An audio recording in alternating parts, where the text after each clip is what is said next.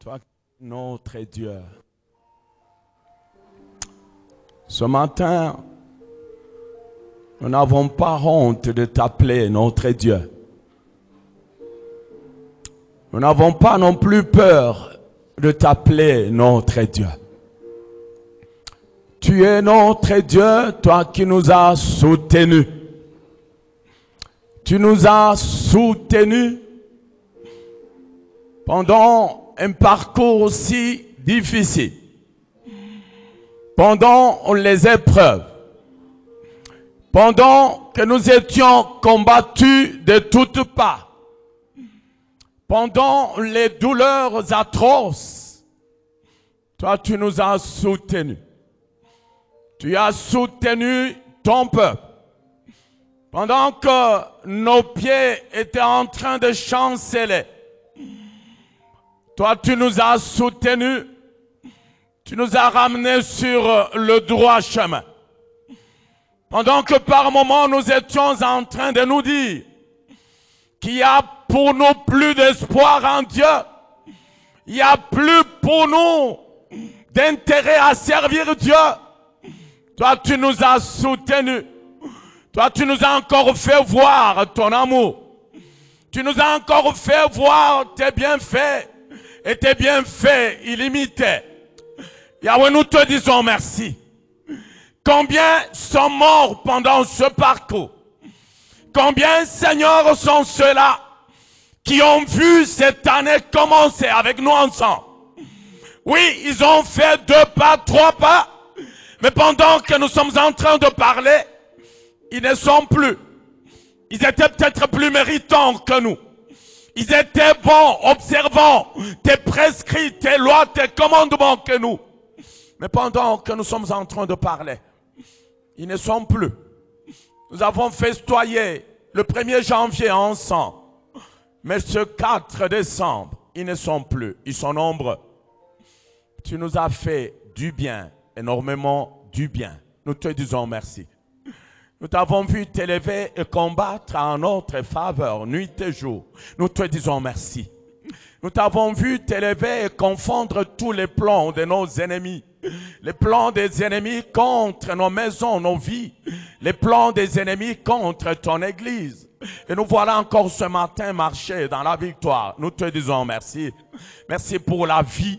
Merci pour la bonne santé. Merci encore pour l'espérance. Yahweh, que tu nous accordes encore ce matin.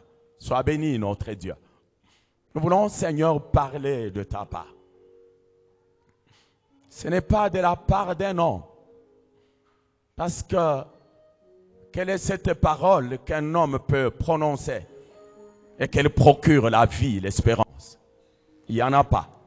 Voilà pourquoi nous voulons parler de ta part. Nous voulons prononcer les ainsi dit l'Éternel. Nous voulons proclamer tes oracles ce matin, comme toi tu l'as voulu. Voilà pourquoi, Seigneur, ce matin, nous voulons diminuer et que toi tu croisses. Nous voulons disparaître afin que toi tu apparaisses. Parce que toi tu es la vie et tu es tout ce dont ton peuple a besoin. Merci de ta présence, merci de ton règne, merci de ton assistance, merci de ton secours. Yahweh, que tout ce qui n'est pas de toi, Yahweh, dégage ces lieux dans le nom de Jésus-Christ de Nazareth. Que tout ce qui n'est pas de toi, dégage ces lieux dans le nom de Jésus-Christ de Nazareth. Que tout ce qui n'est pas de toi, dégage ces lieux. Parce que seul toi, tu dois être glorifié. Seul toi, tu dois être proclamé. C'est dans le nom de Jésus que nous avons ainsi prié, imploré avec foi. Amen. Bien-aimés, nous acclamons encore pour la gloire de Dieu.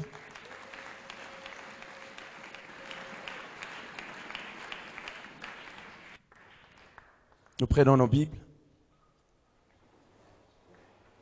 Nous allons lire quelques passages. Le premier, nous sommes dans Psaume 11, nous allons lire le verset 3. Et quelqu'un d'autre pourra nous préparer Éphésiens 4.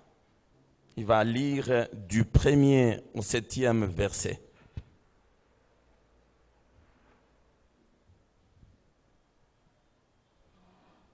Psaume 11, verset 3.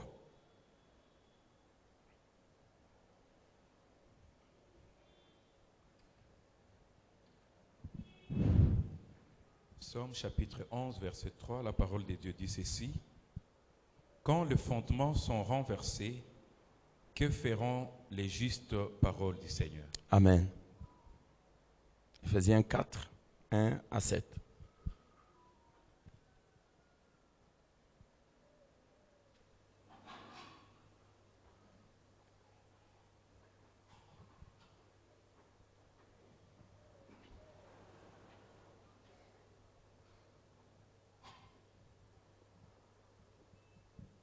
Ephésiens chapitre 4, Versets 1 à 7.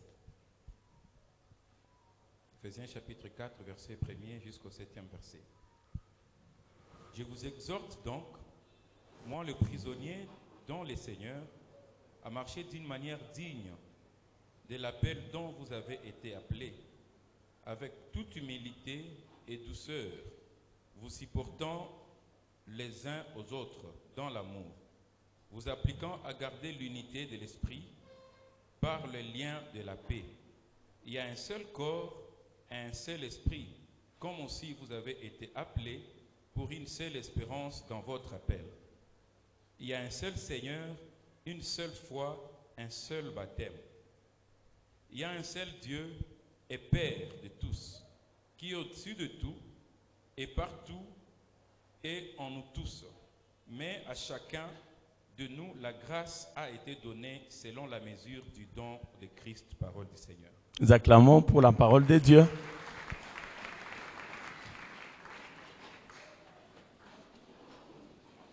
Bien-aimés, je disais, nous acclamons pour la parole de Dieu.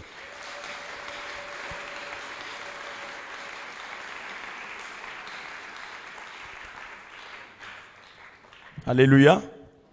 Alléluia. Alléluia.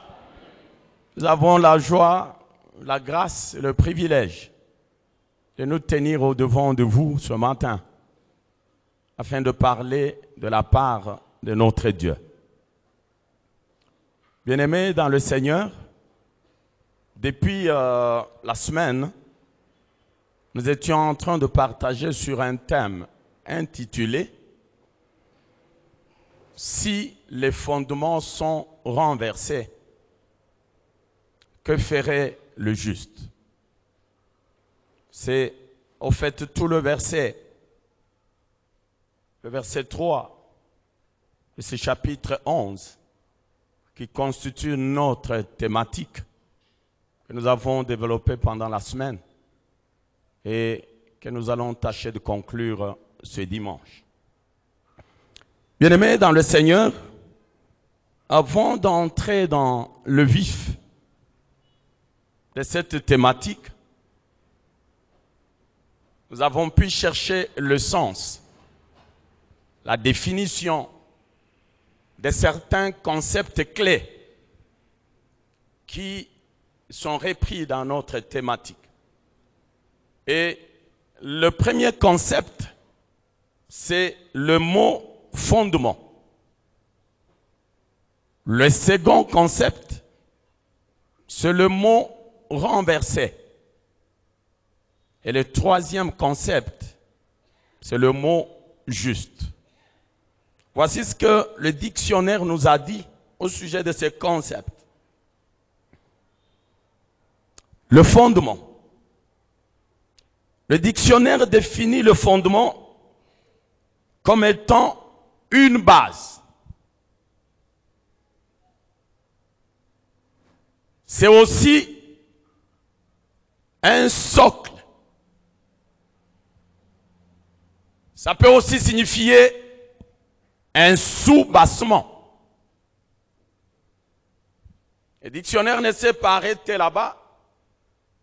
Il dit aussi que le fondement, c'est un élément essentiel sur lequel s'appuie tout le reste.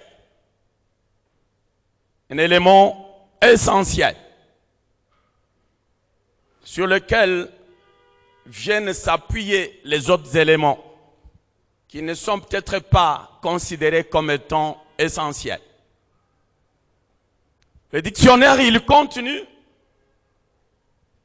Il dit aussi ceci au sujet du fondement. il dit que c'est aussi un ensemble de principes sur lesquels se fonde un système.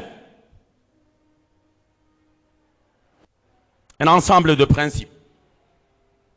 Et des principes qui sous-tendent et qui soutiennent un système. Alléluia. Est-ce que nous sommes ensemble? Bien-aimé, le deuxième mot, renverser, c'est un verbe qui est composé au participe passé. Il signifie ceci selon le dictionnaire.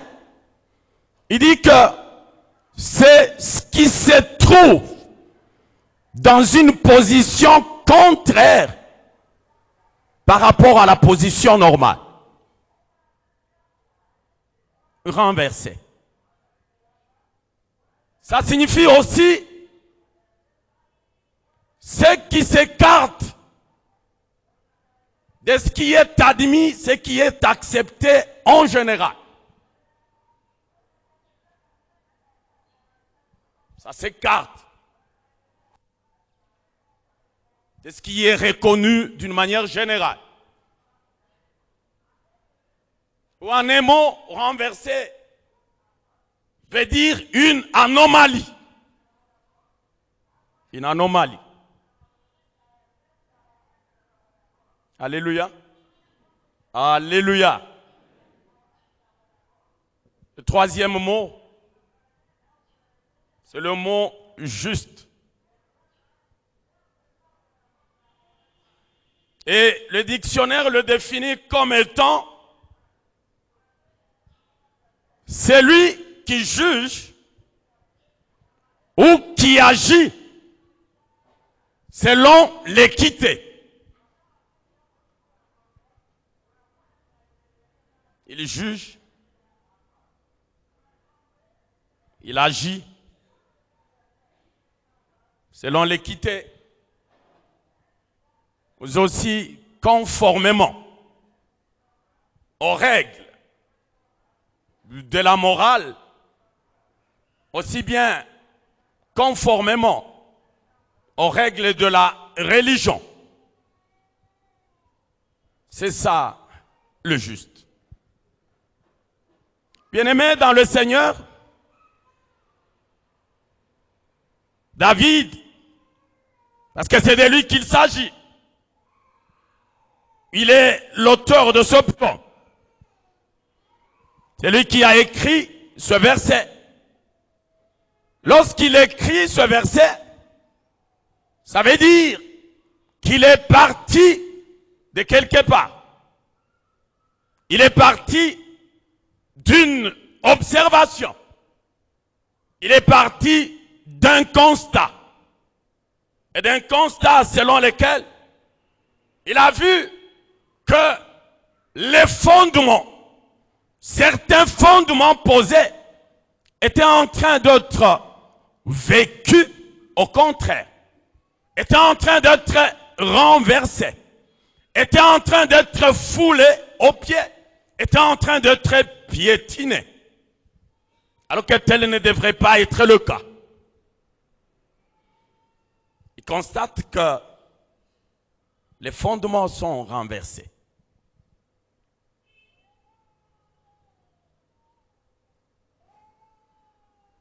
Et une fois il fait ce constat, il se pose la question. Oui, c'est bien beau, c'est réel, c'est un fait que les fondements soient renversés. Mais est-ce que c'est pour autant dire que les choses vont en rester là-bas? Non. Il dit, si les fondements sont renversés, lorsque les fondements sont renversés, lorsque les fondements sont vécus selon leur contraire, qu'est-ce que le juste va faire? Ça veut dire que quelque part, il y a un rôle. Ça veut dire que quelque part, il y a une responsabilité qui repose sur ta tête en tant que juste. des dieux. Ça veut dire que il ne faut pas, toi le juste des dieux, que tu sois en train de regarder les choses à l'envers, les fondements renversés, que tu te taises et que tu dises, bon, je le constate. Non, tu as un rôle à jouer. Tu as une fonction à exercer. Tu as une responsabilité à accomplir, à réaliser. Lorsque les fondements tout autour de toi sont renversés. Lorsque les fondements, même dans ta propre vie, sont renversés. Lorsque les fondements, même dans ta famille, sont renversés. Lorsque les fondements, même dans ton milieu social, professionnel, sont renversés, le juste des dieux, tu ne vas pas, si tu es impuissant à ces choses, tu as un rôle à jouer. Alléluia. Tu as un rôle à jouer. J'ai dit le vendredi que le monde dans lequel nous vivons, le monde dans lequel Dieu nous a établis, il est peu propice à notre développement, à notre épanouissement en tant qu'enfant de Dieu. Peu propice, ou même pas du tout. Ce monde dans lequel nous nous retrouvons.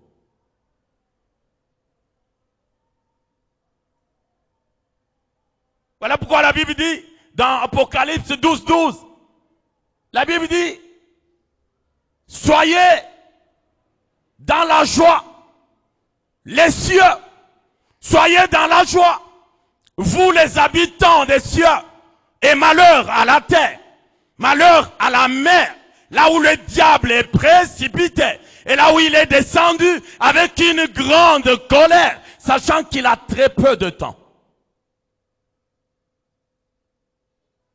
Malheur à la terre, et à la terre où tu vis. Malheur à la mer. Mais paix et joie dans les cieux. Parce que c'est lui qui troublait. Il a été précipité sur la terre. Le diable. J'ai dit aussi ceci, bien-aimés dans le Seigneur. Nous sommes tous au courant de la vitesse de perdition que le monde a pris. Une grande vitesse de perdition. Qu'est-ce qui peut retenir le monde de cette grande vitesse dans laquelle il est engagé vers son gouffre, vers sa perdition totale?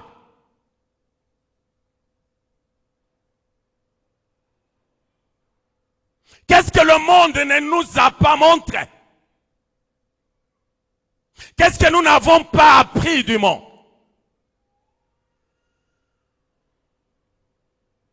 Aujourd'hui, on nous parle.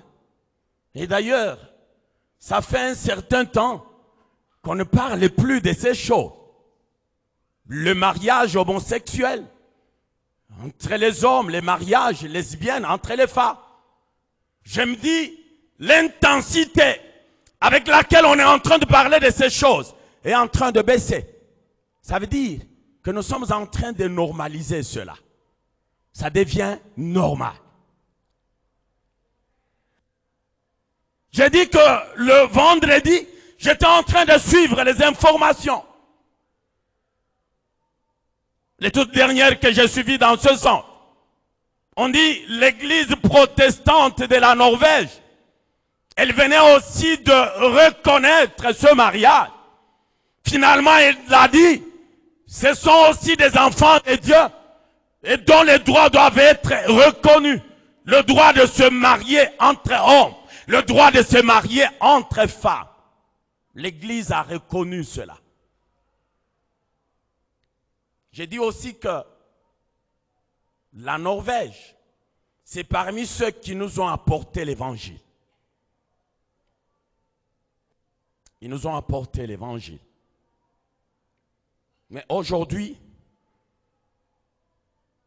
ils se sont mis aussi sur cette trajectoire qui est en train de les amener dans la perdition. quelque part, ils se disent, comme j'ai dit l'autre fois, il semble que le monde est en train d'évoluer. Il semble que la Bible est en train de rester rétrogradée. La Bible n'est pas en train de suivre l'évolution du monde. Et par conséquent, on doit l'adapter. Par conséquent, on doit l'actualiser, on doit la mettre à jour parce qu'elle doit être conforme à la réalité.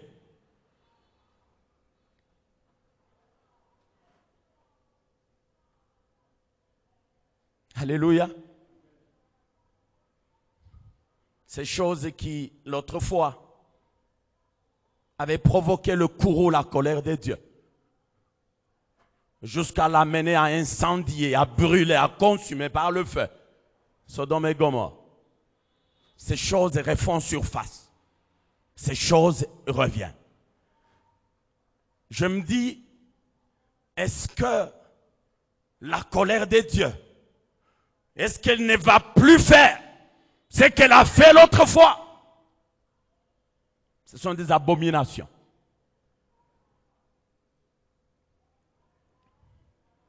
La zoophilie,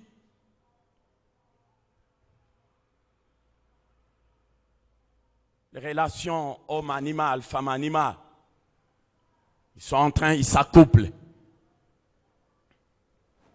Et nous sommes en train de regarder. Nous sommes en train d'assister impuissants à cela.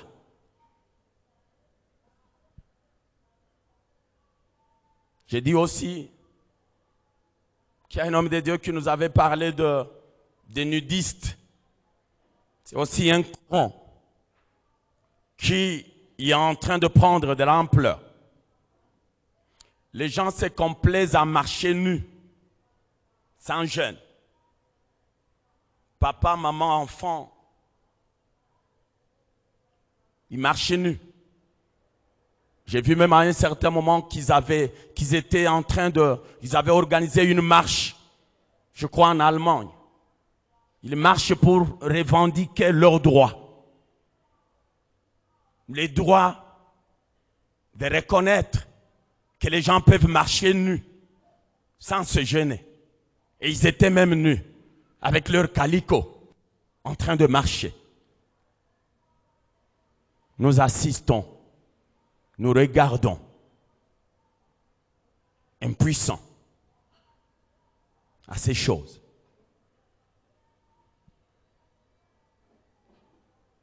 Alléluia. Alléluia. Les exemples sont légion. Avec les réseaux sociaux aujourd'hui, quelqu'un peut avoir du plaisir à se photographier, à se prendre des photos nues et il les poste, il les publie sur les réseaux sociaux, sachant que là, le monde entier est sur les réseaux sociaux, Facebook et que sais-je encore. Il se prend les photos, il publie et le monde entier le voit. Nu. Où est-ce que le monde va?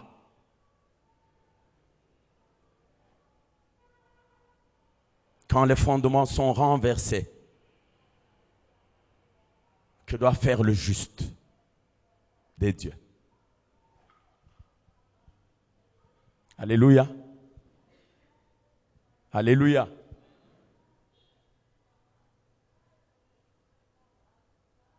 J'ai dit aussi, bien-aimé dans le Seigneur, que le péché a brisé les limites. Il a brisé les barrières. Le péché dont on pouvait entendre parler en dehors de l'église. Aujourd'hui, le péché, il est dans l'église. Je dis qu'il a traversé le portail. Il a traversé les parvis. Il a traversé les lieux saints jusqu'à se retrouver même dans les lieux très saints. Le péché.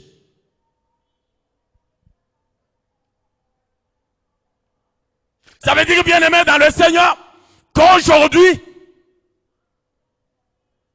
je l'ai dit le vendredi, s'il faut chercher les gens qui sont des experts en injure, des gens qui sont capables de t'injurier jusqu'à tomber à pleurer, on vient les chercher dans l'église.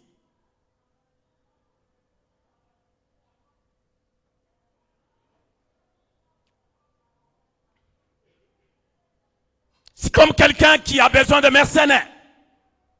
J'ai besoin de mercenaires pour aller faire ceci à mon nom et pour mon compte. J'ai besoin de mercenaires qui vont m'aider à injurier tel dans l'église. On vient chercher ce mercenaire dans l'église.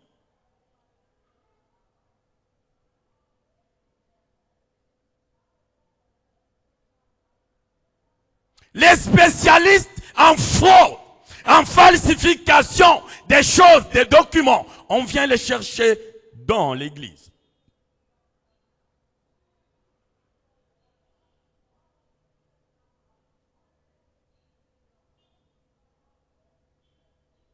Les gens haineux, remplis de haine, de jalousie, on vient les chercher dans l'église.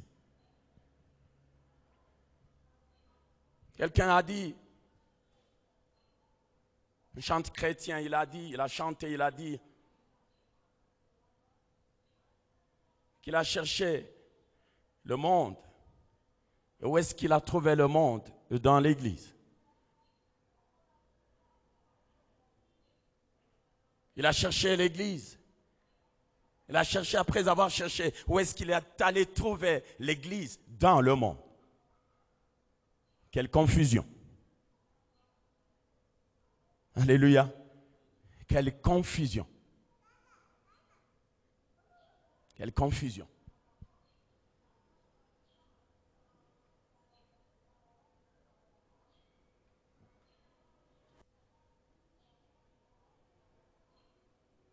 Éphésiens 2:20 nous dit, Paul s'adresse aux Éphésiens, il leur dit, vous avez été édifiés. Édifice. Vous avez été édifiés sur le fondement des apôtres, sur le fondement des prophètes. Et dans tout ça, Christ étant la pierre angulaire, la pièce maîtresse de l'angle, Christ et Jésus. Voici les fondements sur lesquels vous êtes bâtis. Alléluia. Alléluia. Même lorsque les circonstances de la vie peuvent vous prendre, vous transporter de ce fondement vers un autre fondement, rappelez-vous que nous nous sommes bâtis sur le fondement des apôtres, sur le fondement des prophètes.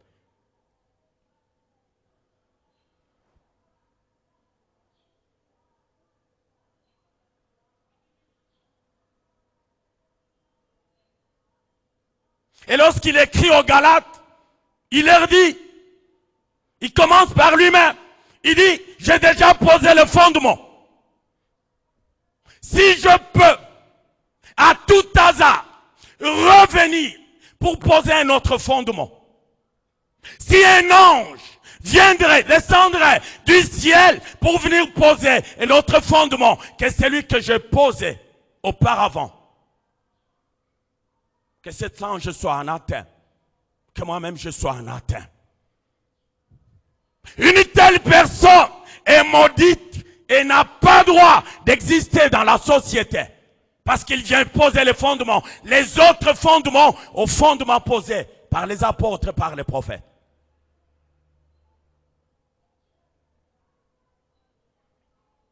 Alléluia. Alléluia.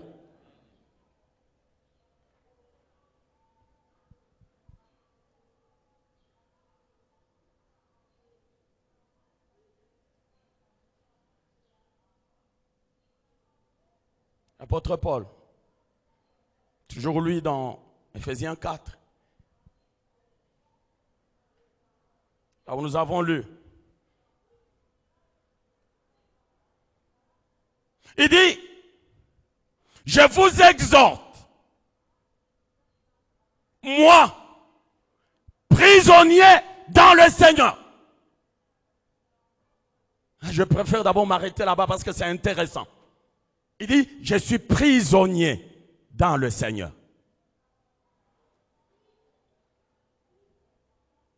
Alléluia. Très intéressant. Un prisonnier, bien-aimé dans le Seigneur, nous le savons tous, c'est quelqu'un qui est privé de liberté.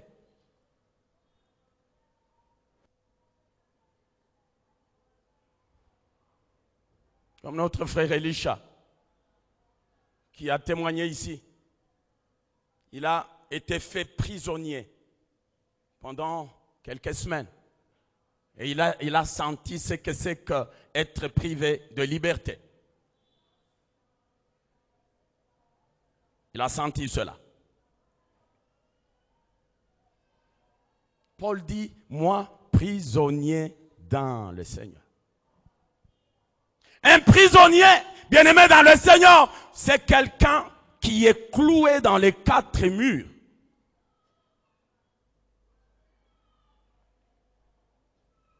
Ça veut dire que c'est quelqu'un qui ne peut pas faire ce qu'il veut et quand il veut. Il ne peut pas faire ça parce qu'il n'en a pas la liberté.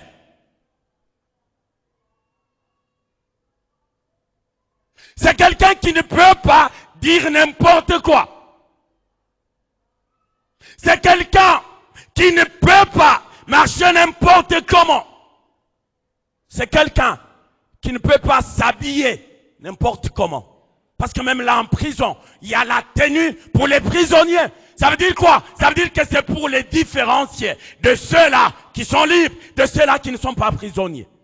On te donne même une tenue. Prisonnier en Christ.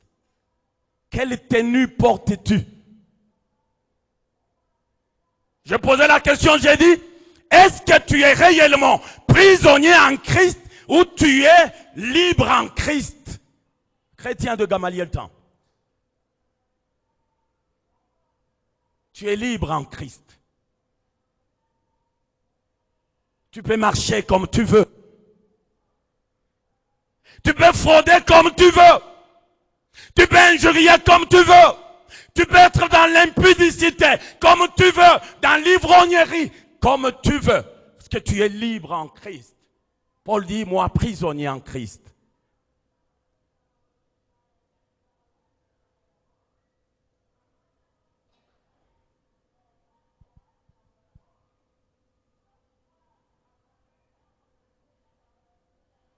Lorsque les fondements sont renversés, que peut faire le juste?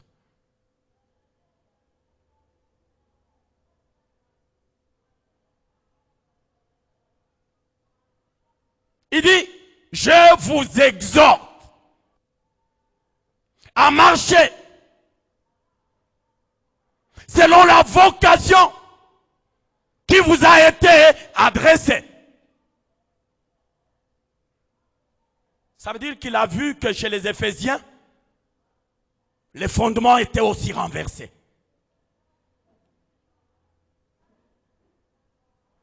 Ils pouvaient marcher comme ils pouvaient bien le décider. Ils pouvaient parler comme ils pouvaient le juger. Ils pouvaient se comporter à leur gré. Il leur a écrit parce que il a trouvé qu'un fait était, c'est que les fondements étaient aussi renversés. Il dit, je viens vous exhorter. Bien-aimés dans le Seigneur, lorsque les fondements sont renversés, voici ce que tu dois faire. Exhorte. Alléluia. Non, ne regarde plus, n'assiste plus, impuissant à ces choses. La Bible dit, Paul dit, je vous exhorte. Moi j'ai dit, exhorte. Ne te limite pas à l'exhortation, enseigne. Ne te limite pas à l'enseignement, prêche. Ne te limite pas à la prédication, reprends.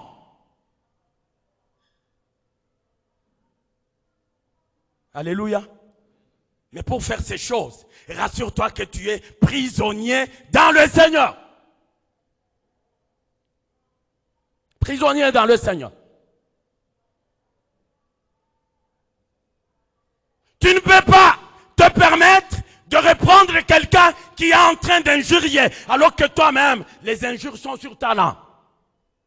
Là, tu es un homme libre dans le Seigneur. Paul dit prisonnier dans le Seigneur.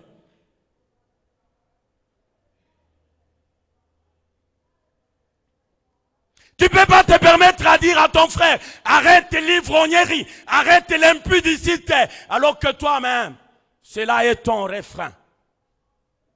Libre dans le Seigneur. Libre dans le Seigneur. Et libre dans le Seigneur.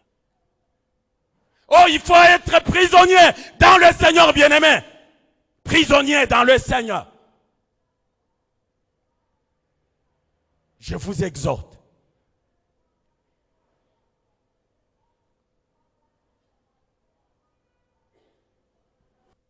Exhorte ton frère.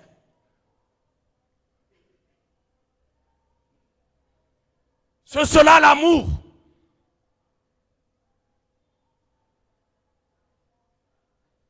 Matthieu 18, 15, il dit ceci. Il dit, si ton frère a péché, reprends-le entre toi et lui seul. Et s'il t'écoute, tu as gagné ton frère et la joie au ciel.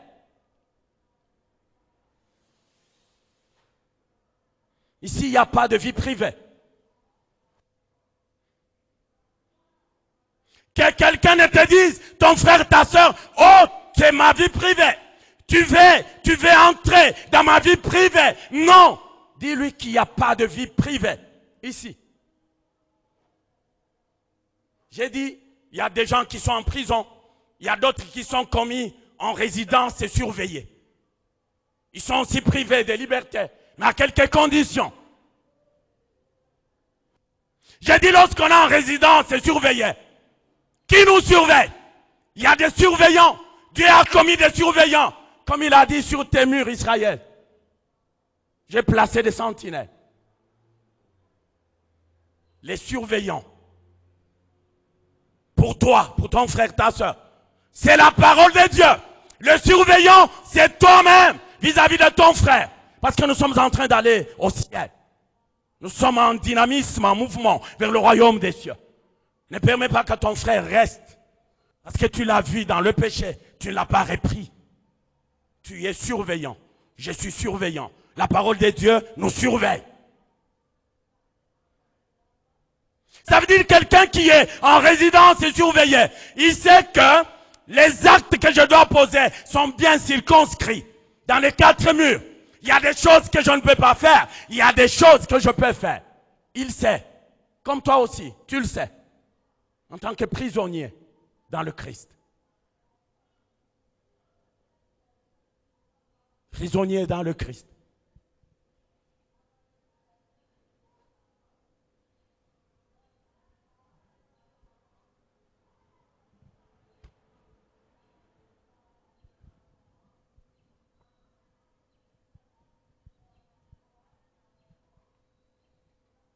Alléluia. Alléluia.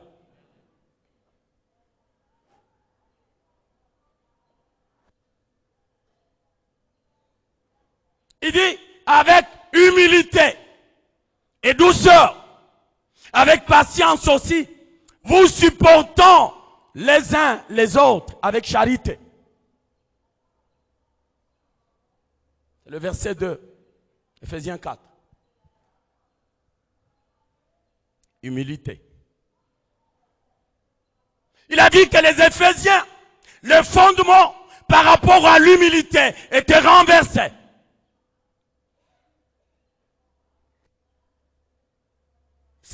Il avait affaire à des orgueilleux. Des orgueilleux. Et des orgueilleux. Quelqu'un qui, lorsqu'il vous parle, il vous montre qu'au ciel il y a Dieu et sur la terre c'est lui. Orgueilleux.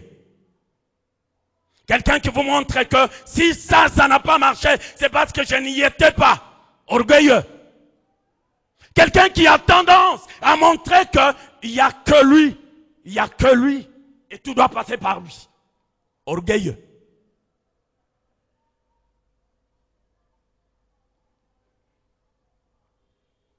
Dieu résiste aux orgueilleux. Il fait grâce aux humbles. Sois humble, bien-aimé dans le Seigneur. Alléluia. C'est pas toi qui as commencé la vie sur cette terre. Non, tu es venu, tu as trouvé des gens sur cette terre. Tu n'as pas commencé. Tu passeras. Les gens sont en train de passer. Comme toi aussi tu vas passer. Sois humble. Moi j'ai dit à mes amis, même lorsque Dieu, il va lui arriver de vous utiliser, vous prêchez, la terre s'ouvre. Les méchants sont engouffrés. Même lorsqu'il vous arriverait de faire ça, soyez humble.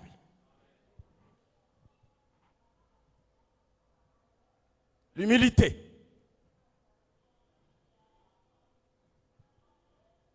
Lorsqu'il vous arrivera, le Seigneur autorise qu'on amène un aveugle ici, vous êtes sur la chair, vous demandez qu'on l'amène, vous descendez, vous le touchez, il recouvre la vue séance tenante. Soyez humble.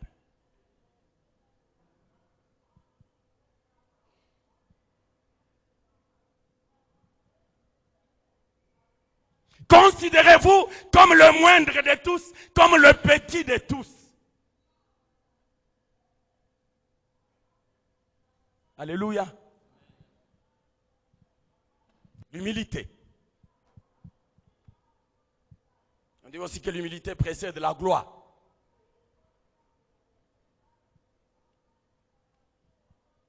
Et c'est vrai. L'humilité précède la gloire.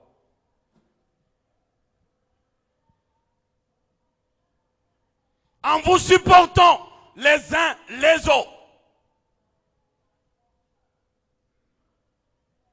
Alléluia.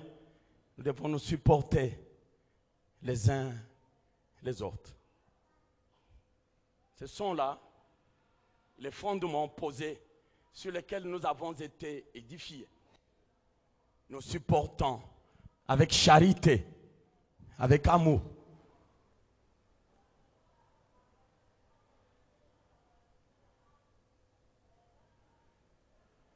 Alléluia. Alléluia.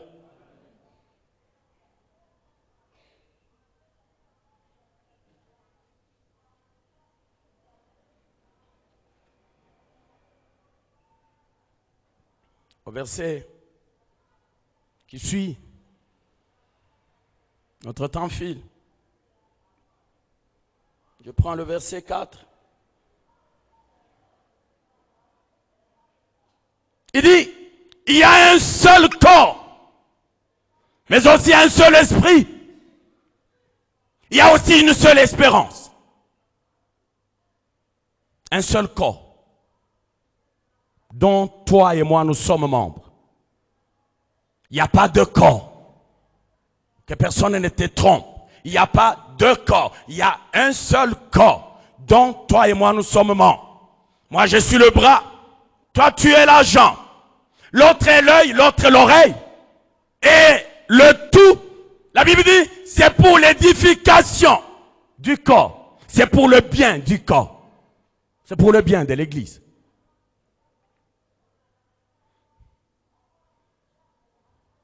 C'est pour cela que toujours dans Ephésiens 4, verset 11, Paul nous parle de ces dons qui ont été faits à l'Église. Il dit, il a fait des uns les apôtres, les autres les prophètes, les autres les évangélistes, les autres les pasteurs, les autres les docteurs. Tout pour l'édification du corps de Christ. Il y a un seul corps, plusieurs membres. En faisant les choses de cette façon, Dieu savait ce qu'il était en train de faire. Ça veut dire le rôle qu'il a dévolu à la main, ce n'est pas le même rôle qu'il a dévolu au pied. Le rôle de l'œil, ce n'est pas le rôle du nez. Mais tout dans la complémentarité. Alléluia. Dans la complémentarité.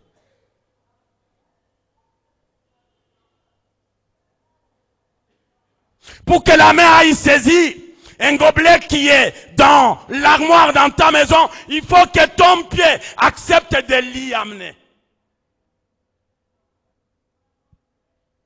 Est-ce que si le pied n'était pas là, est-ce que ta main pouvait s'émouvoir et aller saisir, prendre le gobelet? La réponse est non. Et pour que le pied, le bras, il faut que l'œil soit en train de voir. Parce qu'il voit, tout le reste est conduit sur la trajectoire. La complémentarité.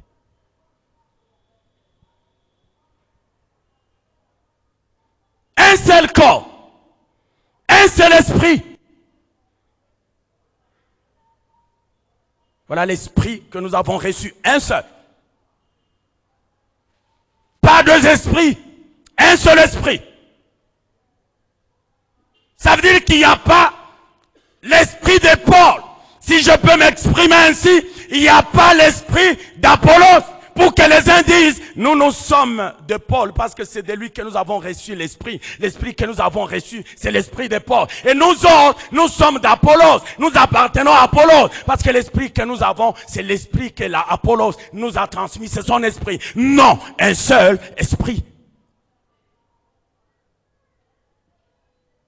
Pourquoi les camps dans l'église?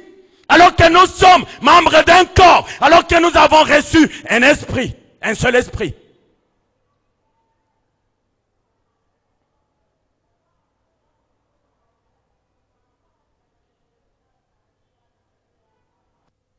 Jacques 4 le dit.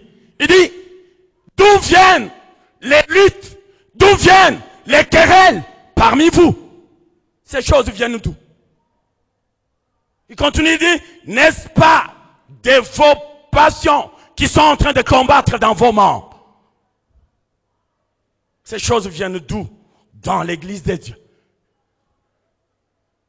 Les castes, les groupuscules. Il y en a qui disent, nous sommes d'un Ngoueche. Et les autres sont des Kabaré.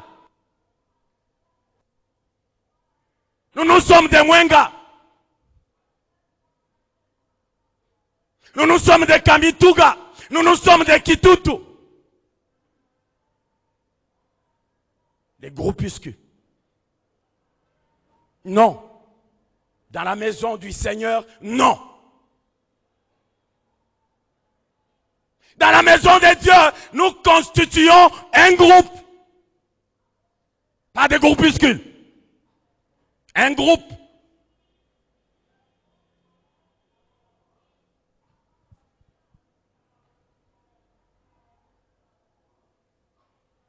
Toi qui as un œil pour voir ces choses, brise-les. Dans la maison de Dieu, brise-les.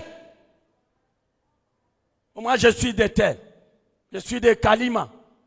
Je suis de Kasongo. Non! Dans la maison de Dieu, non! Il n'y a pas ça dans la maison de Dieu.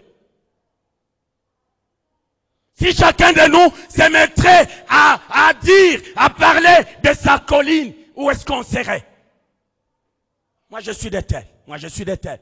Moi, on aurait autant de têtes, autant de groupuscules dans la maison de Dieu. Ces choses, non. Nous formons un corps. Nous sommes un groupe. Un groupe qui gagne.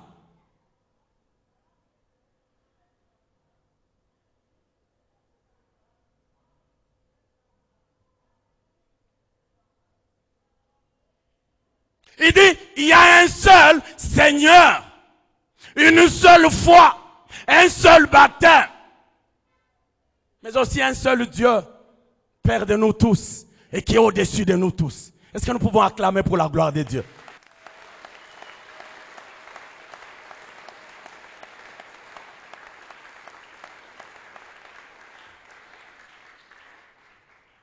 Un seul Seigneur et Sauveur. Jésus-Christ de Nazareth. Malheureusement, il y en a qui ont deux seigneurs. Ici, dans l'église, deux seigneurs. Il y en a. Même pendant que je suis en train de vous parler, il y en a. L'Esprit de Dieu, pendant que je parle, est en train de parler à ton esprit que toi, tu as deux seigneurs. Mais tu viens ici, tu es là, tu as adoré, tu as loué. Tu vas donner les offrandes. Tu es en train de partager la parole avec nous. Mais tu as deux seigneurs. Tu sers Jésus. Tu sers aussi maman.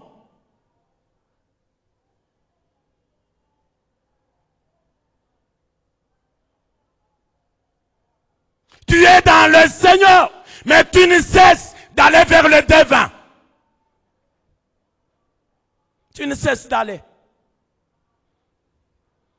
Il y en a qui ce matin avant de venir, ils se sont retirés dans leur chambre secrète, dans leur lieu secret, pour consulter, invoquer leur Seigneur, avant de venir ici et d'invoquer le nôtre à nous tous. Deux Seigneurs. Qui va te payer?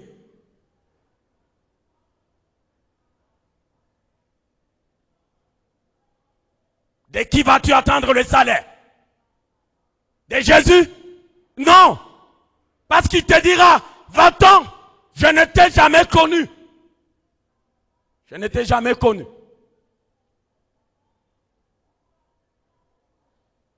Tu sers 2 mètres. Le fondement est renversé. Le fondement est renversé. Alléluia. Alléluia. 1 Corinthiens 14, verset 8. La Bible dit, et si la trompette rend un son confus, qui se préparera au combat? La trompette, elle sort un son qui a du ténor, qui a de la voix basse, alto, soprano, c'est un son qui sort, mais un son confus. Qui va entendre ce que ce son est en train de dégager comme message? Parce que c'est confus. C'est confus, tellement confus.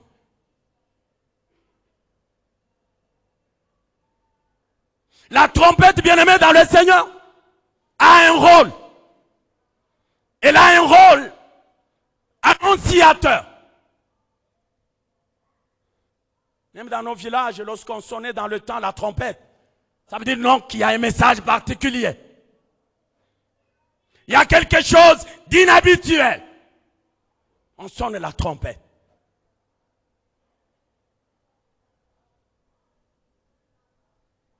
Mais toi, la trompette que tu sonnes, le son est confus. Les gens ne sont pas en train de savoir, est-ce qu'ils nous appellent au combat? Est-ce qu'il nous appelle à la sanctification? Est-ce qu'il nous appelle à la prière? Est-ce qu'il nous appelle au jeûne? Parce que c'est un son confus. Un son confus. C'est toi la trompette du Seigneur ce matin. Alléluia. C'est toi la trompette du Seigneur. Et fais tout pour que le son que tu vas dégager, le son qui va sortir de toi, qu'il soit un son clair et net. Un son qui ne prête pas à confusion. Non. Si c'est confus, qui va se préparer au combat? Tellement on ne sait pas le message, c'est lequel? Alléluia. Alléluia. Matthieu 5, 13. Il dit ceci, il dit, vous êtes le sel de la terre. Il continue, il dit, mais si le sel perd sa saveur, avec quoi la lui rendra-t-on? Il ne sert plus qu'à être jeté dehors et foulé aux pieds par les hommes. Tu sais que tu es le sel de la terre. Et le sel, c'est pourquoi? C'est pour assaisonner, c'est pour donner du goût. Est-ce que tu sais ça? où tu vis un fondement renversé.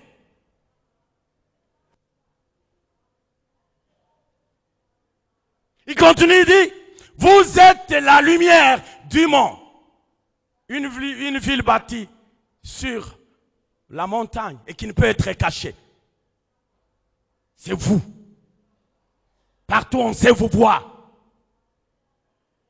On sait vous voir. On sait vous voir. Parce que vous avez une marque spéciale.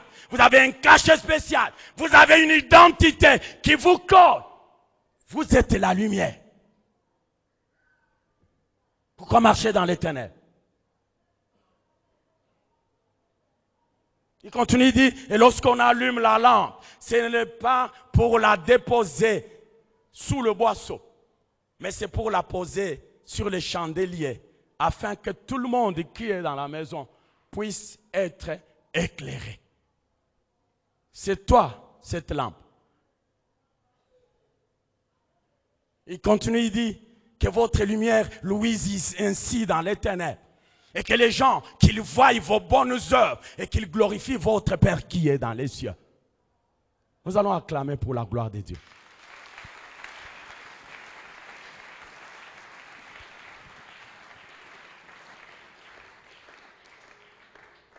J'invite Mouzé